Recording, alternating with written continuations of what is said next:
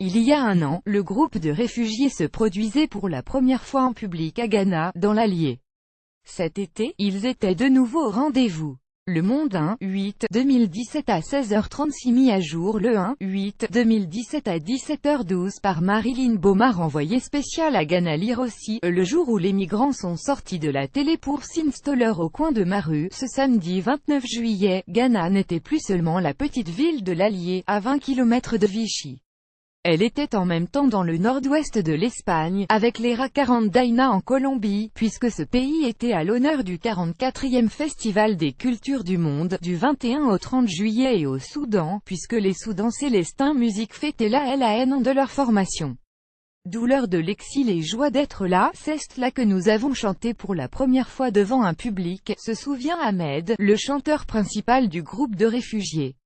C'est aussi grâce à l'association qui porte ce festival qu'ils ont pu s'offrir leur premier synthétiseur. Samedi, donc, les Soudans Célestins Musique se devaient de donner à voir et à entendre le chemin qu'ils ont parcouru en un an. Nous sommes des amateurs qui avons envie de nous faire plaisir, dit Boklin, un Érythréen, second chanteur. Lire aussi, le jour où des demandeurs d'asile soudanais sont montés sur la scène de Ghana, les faire venir et revenir était une évidence pour nous. La culture de l'accueil et du partage est dans l'ADN de l'association, tient à rappeler Emmanuel Floss, directeur de l'association. Comme les Soudans Célestins Musique aiment danser et faire danser, c'est la guinguette qui leur a été réservée cette année pour leurs prestations. Un lieu où l'estrade est étroite, certes, mais la scène suffisante pour que le public prenne part à la représentation et devienne lui aussi acteur du moment. Avant, il a fallu tout organiser. La veille, le groupe s'est réuni pour savoir qui viendrait chanter et danser.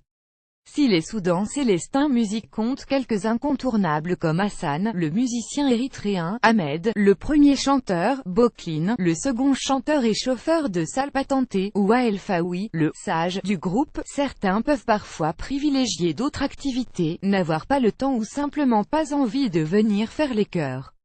À 13h, samedi, soit à 1h du départ, les 9 mètres carrés de la petite chambre d'Ahmed, au foyer à Doma où il réside encore, bruissent de l'excitation du départ autour d'un fata à 10, un plat soudanais, préparé par Ahmed. Les morceaux de pain s'enrobent doucement de cette pâte faite de pois chiches, de lentilles corail et de tomates liées par des œufs relevés d'ail et d'oignons. Un délice qui prend toute sa saveur rehaussée de petits piments, pour mieux rappeler la douce morsure du soleil du Soudan. Une fois ce déjeuner de fête partagé, le fer à repasser glisse sur les chemises blanches ou bleu pâle, les jeans les moins délavés, pour être à la hauteur de l'événement. Al-Faoui, lui, opte comme à chaque concert pour son costume clair et sa cravate assortie sur chemise foncée. Étant le plus âgé du groupe, c'est lui qui introduit chaque chanson. Un titre et quelques mots suffisent à chaque fois pour présenter ces chants qui racontent à la fois la douleur de l'exil mais aussi leur joie d'être là, en vie, ensemble, et l'envie de partager avec le public français les cultures méconnues du Soudan et de l'Érythrée.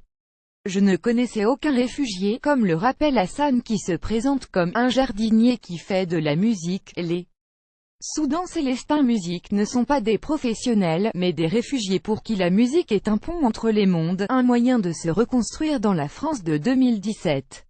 D'ailleurs, Ghana est un festival ouvert aux seuls amateurs, ces gardiens anonymes du patrimoine immatériel de l'humanité. Il est né en 1974 à l'initiative du groupe local de bourrées ghanatoises, qui invitait régulièrement des formations amies du monde entier, puis, sous l'impulsion de son fondateur, Jean Roche, a décidé de les recevoir tout au même moment, en juillet. Depuis, le Festival des Cultures du Monde est devenu une institution qui a accueilli entre 40 000 et 45 000 personnes cette année, selon Emmanuel Floss. Jean Roche, lui, est décédé dans la nuit du 29 au 30 juillet. L'après-midi, à l'heure où les Soudans Célestins Musique se produisaient sur scène, il était simplement parti, fatigué, pour se reposer. Lire aussi, Choukran Vichy, le concert du 14 juillet des Soudans Célestins Musique pour dire merci pour le public du lieu, à 80% auvergnat, les chants soudanais et érythréens sont une véritable découverte et beaucoup restent interdits lorsqu'ils apprennent qu'Ahmed et les autres sont des réfugiés. Personnellement, je ne connaissais aucun réfugié et je ne les imaginais pas comme ça, observe Nadine, une habitante d'un village voisin. Michel, qui habite à Ghana, s'avoue ravi que ses petites filles aillent danser sur la scène. Ce sont des airs qui donnent envie de bouger, mais je pense que si on comprenait les paroles, on verrait aussi ce que ces gens ont traversé, comment il est difficile d'être loin de chez soi, séparé des siens, ajoute la sexagénaire. En disant cela, Michel met le doigt sur la double fonction de la musique pour le groupe. Quand j'étais au Soudan, j'écoutais de la musique occidentale. Depuis que je suis ici, j'écoute de la musique soudanaise, constate Al-Salig, un des choristes de la formation, qui jouait de la guitare dans sa vie d'avant, interprétant du Souchon et du Goldman. Faire plaisir au public, se faire plaisir et avancer par ce biais sur le long chemin de l'intégration qui passe nécessairement par le repositionnement de sa culture d'avant. Savante alchimie que la clé de sol aide à déverrouiller.